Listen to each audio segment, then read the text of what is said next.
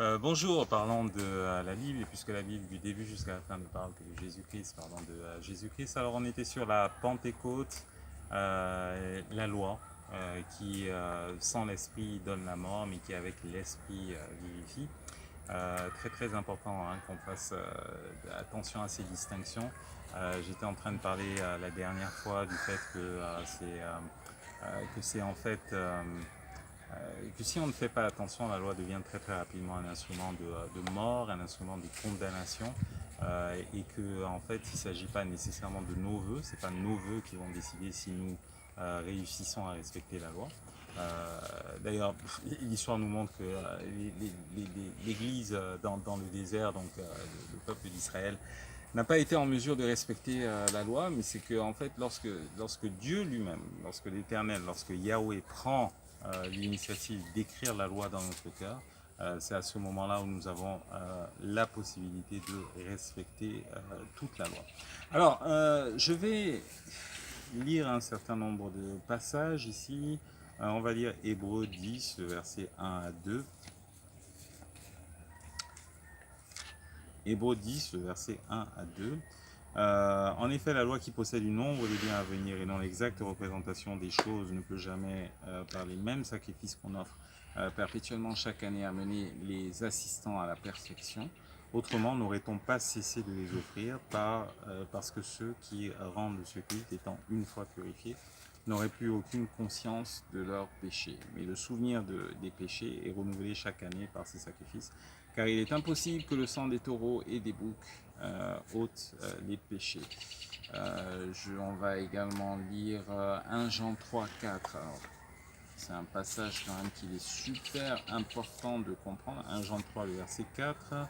Quiconque pêche transgresse la loi, et le péché est la transgression de la loi. Donc tous qui sont en train de dire que la loi finalement n'existe pas sont dans l'erreur, hein, parce qu'il faut bien une loi pour décider si on est en train de pécher ou pas. À partir du moment où on la transgresse, on est en train de pécher. Alors, on va lire également dans Romains 7, le chapitre, le verset 7, pardon. Que dirons-nous donc? La loi est-elle péché? Loin de là, mais je n'ai connu le péché que par la loi, car je n'aurais pas connu la convoitise si la loi n'eût dit tu ne convoiteras point. Et le péché saisissant l'occasion produisit en moi, par le commandement, toutes sortes de convoitises, car sans loi, le péché est mort.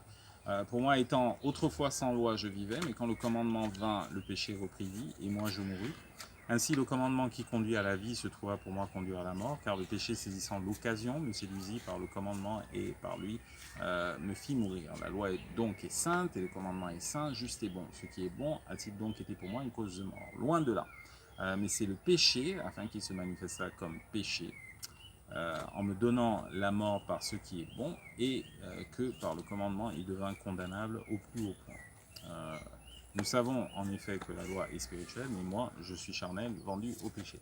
Je voulais vous lire ça parce qu'en fait je ne suis pas sûr que vous allez le lire vous-même. Je ne vais pas vous donner les devoirs à la maison. Et puis Romains 4, 17, je t'ai établi père d'une grande nation, il est notre père devant celui auquel il a cru. Dieu qui donne la vie aux morts et qui appelle les choses qui ne sont point comme si elles étaient. Alors, donc voilà un tout petit peu.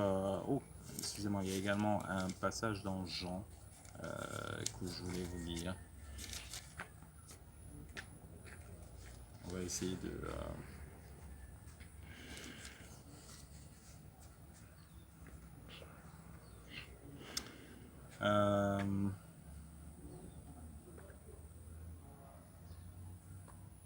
Si vous m'aimez, gardez mes commandements. C'est Jean 14. Et moi je prierai le Père et il vous donnera un autre consolateur afin qu'il demeure éternellement avec vous, l'Esprit de vérité, que le monde ne peut recevoir parce qu'il ne le voit pas et ne le connaît point, mais vous le connaissez car il demeure avec vous, il sera avec vous. Je ne vous laisserai pas orphelin. Donc en fait c'est ce que je voulais vous dire, c'est tout simplement, dans un premier temps, que en fait la loi peut conduire à la mort. C'est un peu ce qui est en train de nous arriver, ce qu'on disait dans 1 Corinthiens.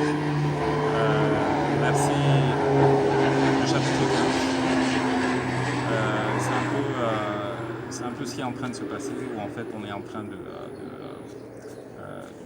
l'aiguillon du péché, c'est la mort, lorsque vous lisez dans 1 Corinthiens 15.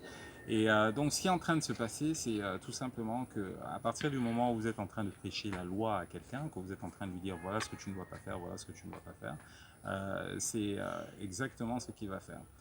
On va faire une expérience pendant les 15 prochaines secondes, on va dire pendant la prochaine minute. Ne clignez pas des yeux. Donc ne clignez pas des yeux, vous gardez les yeux ouverts, ne clignez pas des yeux. Surtout ne clignez pas les yeux, c'est super important que vous ne clignez pas les yeux. Imaginez-vous que vous êtes en train de faire cette fameuse opération dont on m'a parlé, que je devais faire, où en fait vous vous retrouvez et que si jamais vous êtes en train de cligner les yeux, à ce moment-là vous perdez votre œil. D'accord, donc la fameuse opération pour justement essayer de rectifier un peu votre vision.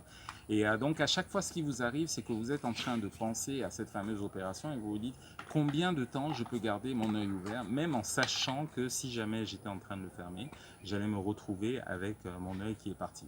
Et vous vous rendez compte que le fait que, que vous allez perdre votre vue n'est pas quelque chose de suffisant pour que vous arrêtiez de fermer votre œil, que vous arrêtiez de garder votre œil ouvert. Donc c'est un peu ce qui est en train de se passer à partir du moment où on est en train de parler de la loi. Donc il faut bien comprendre que la loi est nécessaire parce que si on n'a pas de standard pour arriver à décider ce qui est droit et ce qui n'est pas droit, à ce moment-là on est un tout petit peu perdu. Mais il nous faut, le fait qu'on soit tout le temps en train de rappeler la loi, ça cause un problème. On a lu le passage d'Hébreu et ce qui se passe dans le passage d'Hébreu, c'est que Paul est en train de dire que en fait, à chaque fois on est en train de faire des sacrifices toutes les années et tout le reste. C'était énorme, tous ces sacrifices qui étaient en train de se passer. C'était vraiment des choses qui étaient en train de se faire tous les jours. Il y avait un sacrifice le matin, il y avait un sacrifice le soir. Et il y avait des gens qui étaient en train de venir tout le temps parce qu'ils avaient des problèmes, parce qu'ils venaient pour célébrer des fêtes, mais à d'autres moments ils avaient des problèmes, ils voulaient faire un sacrifice du côté de Jérusalem. Et c'était le seul endroit où Dieu avait mis son nom et où on pourrait faire des sacrifices. Donc ce qui veut dire qu'en fait constamment on se retrouvait avec le peuple à qui on rappelait qu'il était en problème, qu'en fait il n'était pas agréable à Dieu et que c'est pour cette raison qu'il ne pouvait pas obtenir quelque chose de Dieu. Donc Dieu a décidé de faire quelque chose autrement. Nous, la façon dont nous sommes en train de voir les choses, c'est à partir du moment où quelqu'un fait les choses bien, c'est un homme bien. À partir du moment où quelqu'un fait les choses justes, il est juste. Voilà la façon dont nous voyons les choses. Mais Dieu ne voit pas les choses de cette façon. Parce qu'en fait, rien ne parle de vos motivations et de la raison pour laquelle vous êtes en train de faire quelque chose. Donc Dieu a décidé de prendre le problème autrement et de vous déclarer juste avant que vous fassiez la justice. Et en fait, la vérité, même lorsque vous êtes en train de suivre la psychologie et tout le reste, ce que vous découvrez, c'est que en fait, les gens agissent conformément à ce qu'on leur dit.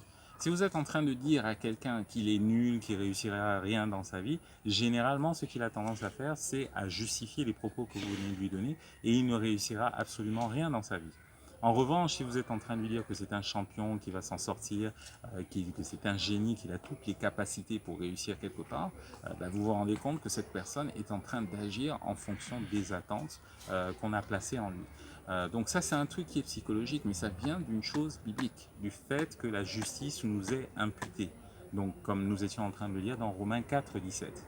La justice nous est imputée, ça veut dire que pour le moment nous ne sommes pas justes. Quand vous voyez votre façon d'agir et tout le reste, vous pouvez vous rendre compte que vous n'êtes pas juste, bien sûr, mais Dieu vous considère comme juste parce que le sang de l'agneau est en train de tout couvrir. Donc pour cette raison, vous êtes considéré comme juste. Et donc vous avez droit à tout l'héritage de toutes les personnes qui sont justes. Donc c'est un peu difficile pour nous à voir parce que généralement nous aimons juger les gens. Donc à chaque fois que quelqu'un se convertit, nous le piège que nous lui tendons, c'est toujours de lui dire voilà ce que tu dois faire, voilà ce que tu dois faire, voilà ce qu'un chrétien doit faire, voilà ce qu'un chrétien doit faire. Mais ce qu'on n'a pas précisé, c'est ce qu'un chrétien est. Un chrétien est avant tout justifié par le sang de l'agneau. Et à partir du moment où il est justifié par le sang de l'agneau, c'est à ce moment-là qu'il peut agir justement. Donc il ne s'agit pas de prendre la loi et puis de sortir la loi et de dire voilà ce que tu devrais faire, voilà ce que tu devrais faire, voilà ce que tu devrais faire. Ce n'est pas véritablement comme ça que les choses sont en train de fonctionner. La première étape, c'est d'abord que les gens changent d'identité. Ce qu'on appelle la métanoïa, et c'est ce qu'on appelle la repentance. C'est ça en fait la repentance. La repentance, c'est pas tellement d'être là en train, c'est pas du tout en fait d'être là, de regretter amèrement tous les péchés qu'on a fait et tout le reste. C'est une bonne chose si vous les regrettez, mais c'est pas là où ça commence. La première chose où ça commence, c'est de changer votre opinion de vous-même. Qu'est-ce que vous êtes? Vous êtes juste en Jésus-Christ. Et à partir du moment où vous êtes juste en Jésus-Christ, par accident, vous êtes en train d'agir justement et vous êtes en train de respecter la loi. Donc la première chose que vous avez besoin de faire, vous vous souvenez de ce passage dans Jean justement, où Jésus-Christ nous envoie le Saint-Esprit pour nous convaincre de péché, de justice et de jugement. Mais en fait, c'est des groupes qui sont différents. Hein. Il faut bien comprendre qu'il n'est pas en train de nous convaincre, nous, de péché. Nous sommes déjà convaincus de péché, c'est pour ça que nous avons réalisé que nous avons besoin d'un agneau. Nous sommes convaincus maintenant de justice. Le Saint-Esprit est constamment en train de nous rappeler, malgré le fait que nous n'avons pas respecté la loi, mais que le sang de Jésus-Christ est suffisant pour faire en sorte que nous soyons justes. Et à partir du moment où nous sommes justes, nous pouvons respecter la loi. D'accord. Donc vous voyez un tout petit peu la dynamique. Ce qui se passe, c'est que la loi nous rappelle constamment que nous sommes en train de pécher. Ok. Mais Dieu nous rappelle par son Saint-Esprit que nous sommes justes par l'intermédiaire de Jésus-Christ. Et donc à partir du moment où nous sommes justes par l'intermédiaire de Jésus-Christ, nous pouvons lire la loi et nous savons que nous pouvons respecter la loi. Okay? Ce n'est pas nos propres efforts, mais c'est parce que nous sommes avec Dieu qui est tout le temps en train de nous répéter que nous sommes justes. Nous étudions la loi et la loi nous révèle la personne de Jésus-Christ. Et en fin de compte, nous finissons par agir avec Jésus-Christ. À partir du moment où vous êtes en train de fréquenter Jésus-Christ tout le temps, il est absolument impossible que vous ne soyez pas en mesure de ressembler à Jésus-Christ. Mais la première chose, c'est qu'il vous faut voir Jésus-Christ dans la loi. Si vous ne voyez pas Jésus-Christ dans la loi et que vous êtes en train de voir toujours quelque chose qui vous concerne, voilà ce que je dois faire, je dois aimer Dieu, je dois aimer mon prochain, finalement c'est ce que représente la loi, à ce moment-là, vous vous retrouvez en sérieux problème. Mais si vous êtes en train de vous dire « Dieu m'a tellement aimé qu'en retour, je suis en train de l'aimer », à ce moment-là, les choses sont en train de changer. Qui initie l'amour en premier? C'est Dieu, par l'intermédiaire de Jésus-Christ. Quand vous êtes en train de voir la loi de cette façon, à ce moment-là, vous pouvez vous en sortir. Et c'est par l'intermédiaire du Saint-Esprit, justement, qu'on vous rappelle à tout moment que vous êtes aimé, que vous êtes juste, et qu'on est en train de vous appeler ce que vous n'êtes pas encore. C'est le mystère de l'imputation, de la même façon que Abraham était appelé père de grandes nations alors qu'il était stérile, que sa femme était stérile. Donc c'est exactement la même chose qui est en train de se passer avec nous, là, pour le moment, où en fait, nous ne sommes pas justes, de la façon dont nous sommes en train de vivre. Si les gens étaient en train de voir tous les jours ce que nous pensons, ce que nous vivons et comment nous agissons, ce serait suffisant pour dire que nous ne sommes pas justes. Mais en fait, nous sommes justifiés du fait que Jésus-Christ, lui, est justifié. Et juste. Pardon. Donc il est notre justice, particulièrement important.